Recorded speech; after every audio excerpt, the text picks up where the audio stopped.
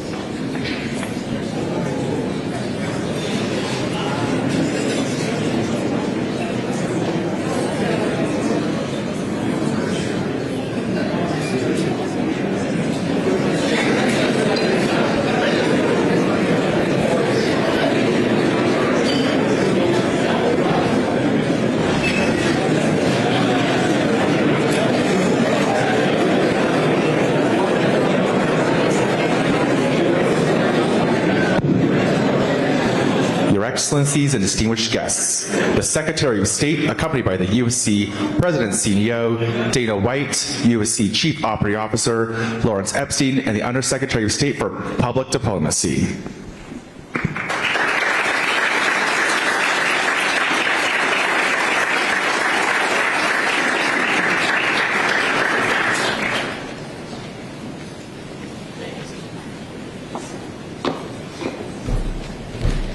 Good afternoon, and thank you for joining us.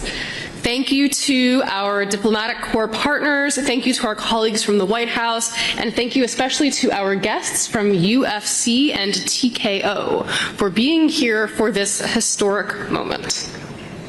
When you become a diplomat, you hear the phrase convening power a lot, and that's basically diplomatese for bringing people together. And it is axiomatic and obvious that sports brings people together. And I cannot tell you how many international conversations and encounters I've had where maybe we and our counterparties disagree about something, but I am so lucky that sports diplomacy, we are also lucky that it's part of our portfolio, because when discussion gets around to FIFA World Cup, or it gets around to the upcoming Olympics, or it gets around to beloved American sports like UFC, people light up. Sports are something we all agree on. Now, when you think about it, UFC is tailor-made for diplomacy, arguably more than any other sport. And why is that? Why do people like and respond to sports? Why do they paint their faces and cheer and form crowds and care so ardently who gets this ball across this goal line? It's because sports is a stand-in for combat. It is the most ancient and universal form of contention. And not only does UFC draw on that universal human tradition, it is tailor-made for diplomacy because it accommodates and embraces all different international fighting styles. Whether you're a Brazilian jiu-jitsu artist or a Chinese kung fu master or an American boxer, UFC is a sport where you can fight and you can win. And UFC draws on some essential strands of the American character.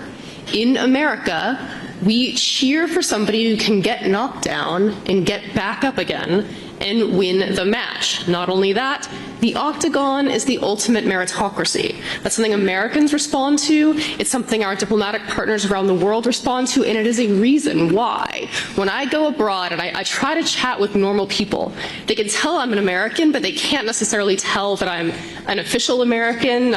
People I meet at like hotel lobbies and places like that, and I ask them, what do you like about America? What American brands, what American figures, what American celebrities are known here? I cannot tell you how often UFC comes up. And so, frankly, the only mystery is why we didn't do this partnership sooner. But I think a real focus of this administration, a real productive and successful focus of this administration, has been expanding and doubling down on our sports diplomacy portfolio. We have a great MOU with the NFL, just like this one, and we couldn't be more thrilled to add UFC to our roster. So with that, it is now my honor to introduce UFC's Chief Operating Officer, Lawrence Epstein.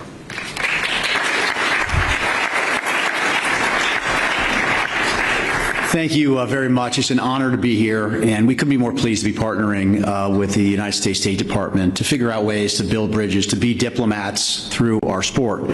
UFC is an incredibly global sport and an incredibly global organization. We're doing 43 events per year, and about 17 or 18 of those are in jurisdictions around the world. If you take a look at our roster of fighters, we have fighters from in excess, and this moves a little bit, but in excess of 75 countries. When you look at our roster of champions, they come from all over the world. And so we're perfectly suited and very excited to be part of this program because we truly are a global sport and a global brand. I can tell you a ton of stories about our travels around the world and how we've connected, exactly as the Undersecretary said, with so many different people from so many different cultures, from so many different geographies, bonded and connected because of the UFC, because of the sport of mixed martial arts. I agree 100% with your comments that it is, we are a global brand and a global sport, but we are American at heart, and our cultural values are American. And that grit, that get up after you've been knocked down, that refusal to ever lose. And the story of our business, too, how we started literally from one person who's standing over there, I'm about to introduce, to where we are today. It's an incredible entrepreneurial story also. So we're incredibly proud of what we've been able to build from sport, from a business standpoint. We are very honored to be part of this program and really look forward to helping the world get closer together. It's my pleasure to introduce our CEO, Dana White. And I could talk I'll tell you a lot of stories about Dana. But one thing I will say is this guy is an incredible diplomat. He might not be a professional diplomat like those in this room, but he is an incredible and accomplished diplomat. I've seen him with heads of state from around the world. I've seen him navigate difficult situations in China, Russia, all over the world this guy has been. And it's his personality, it's his ethos that sort of embodies the entire UFC organization. And so, Dana, the UFC, we're incredibly excited to be part of this program. With that, I want to hand it off to our chief diplomat. He's our CEO, but I consider him our chief diplomat, our Secretary of State, Dana White.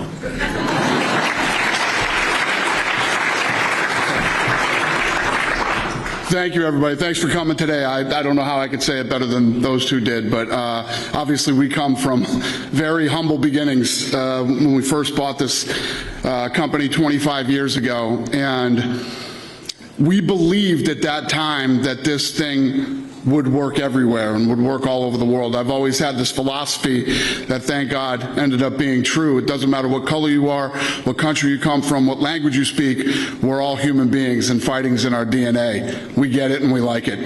I've laid in my hotel room in England many times trying to figure out cricket. Never going to happen. But fighting in any language, as humans, we all get it. And what's been fascinating in our run over the last 25 years is how, when we go into these different countries, presidents of the countries or royal families from these different countries, everybody loves the fights, and more importantly, if somebody looks like you, talks like you, and comes from where you come from, and they're looked at as the best in the world when it comes to fighting, the entire country rallies around them, and it's a pretty powerful thing. So I want to thank Secretary Rubio for all of his support, and like Lawrence said, we are absolutely honored to be here and to be part of this. Thank you, everybody.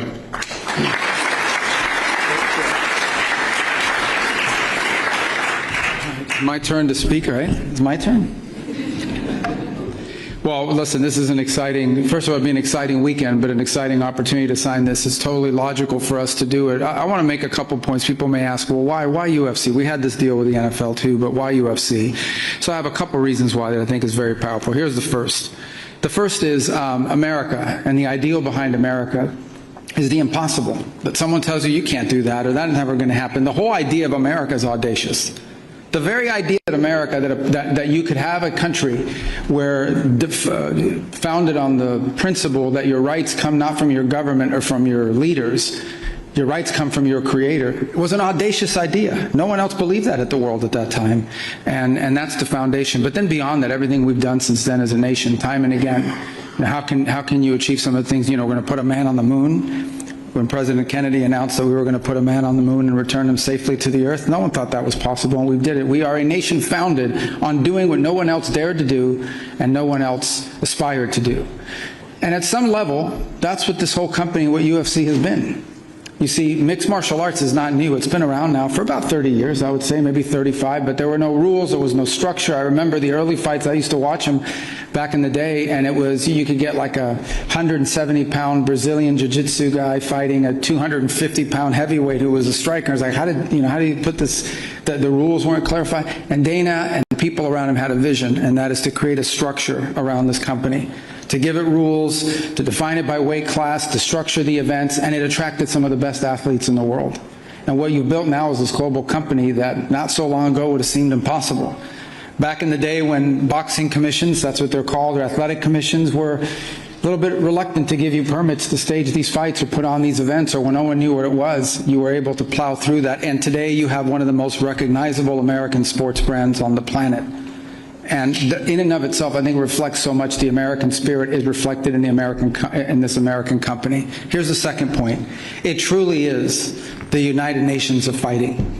If you think about the number of countries that are represented, and I think that roster will continue to grow, Lawrence, I really do. I think the number of people and champions you're going to get from around the world will continue to be added. And I can tell you this is true, and I can tell you about your global reach because the president, and I have another job and spend a lot of time at the White House, the number of foreign leaders that want to come to this is unbelievable. It's to the point where we may have a diplomatic crisis because it's like, we can't bring everybody. And so they follow, and some of them don't even have a fighter in the fight from their country. They just want to come because they are fans of the sport and they follow it. But to be honest with you, some of the countries that are represented in these fights, most Americans, because it's not their job to track this, have never heard of that country in their life. I've never heard about their country, I've never heard about that person, where they came from, until they saw a fighter from that nation step into the ring. And between that and the bios that sometimes come with the profiles leading up to the fight, it is also educating Americans about cultures, societies all over the world. The third is the power of convening. We have very few things left in our society, and I would say in the world, that convenes us all. We are so divided by so many different things. We get our news from different places, we follow different accounts online, we do everything separate from one another in this country, and I would say increasingly around the world. We are so polarized. There are only a handful of things that bring people together in one place at one time, united by their interest in one thing, and we need more of those. We need more of those forums and those settings in which we can bring people together to enjoy something together and find something in common.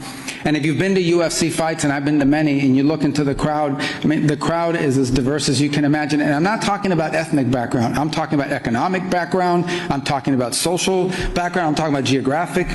This is one of those few things we have left in our country, and I would say in the world, that brings so many people from so many different places, so many different backgrounds, and so many different points of view together for a few hours to enjoy one thing in common.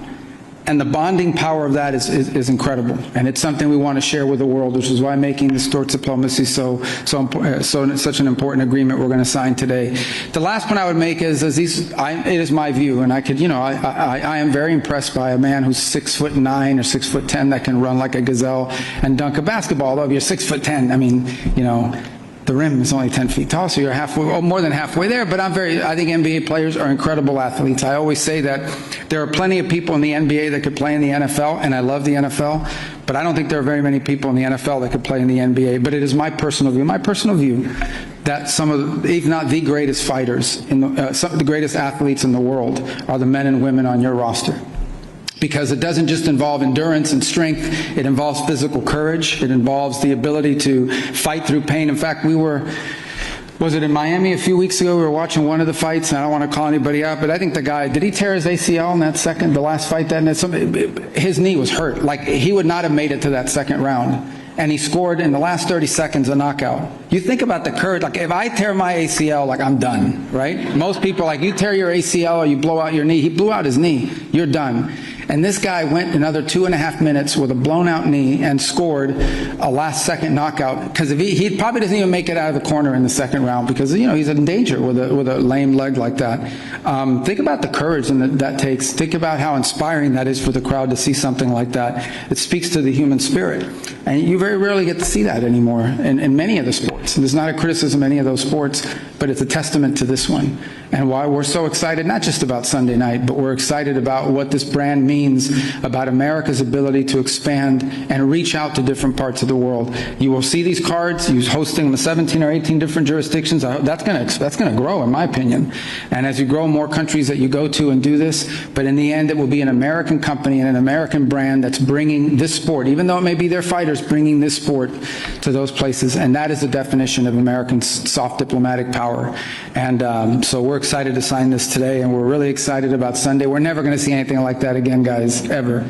I was there late last night. They were testing the pyrotechnics. I'm not going to give away anything other than to say they work. It was good. Secret Service wasn't as excited by the explosions, but everybody else. And what they built out there was phenomenal. We'll never see it again. Although the president's threatening to leave it permanently. You heard that, right? He's threatening to leave the, just don't know, maybe, you know, we'll just host weekly fights between people in politics, you know, and and settle our scores that way. But all kidding aside, Sunday is an unbelievable, historic, I think never to be repeated until next year experience for the American people to be able to see a sport. This is where I want to close.